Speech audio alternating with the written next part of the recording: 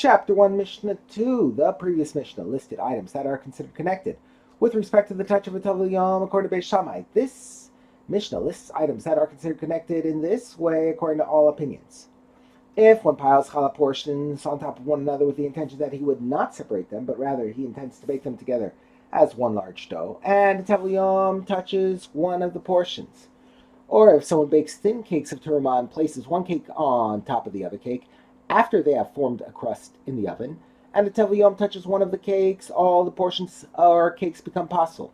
Similarly, if a Tevul Yom touches thick bubbles of froth on top of boiling water that are not hollow, or the thick froth that forms on top of boiling split bean porridge of terumah the second time it is boiled, or the thick froth that rises during the fermentation of old wine of terumah, or the thick froth of boiling oil of terumah in all cases, i.e. whether the oil is old or new, or the thick froth that rises when one is cooking lentils. As it did in the previous Mishnah, the Mishnah interrupts to add an item to the list according to one Tana.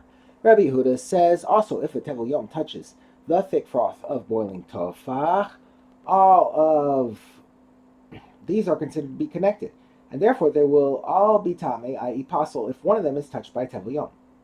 And it need not be said that they will all become tame if they are touched by other sources of tumah. All of the items listed in this Mishnah are considered connected, even according to Beis Hillel, and are treated as a single unit. Thus, if a Tevul Yom touches one of the challah portions or cakes, everyone agrees that all of them will become pasul, and if he touches the bubbles or froth of any of the items listed in this Mishnah, the waters or foods producing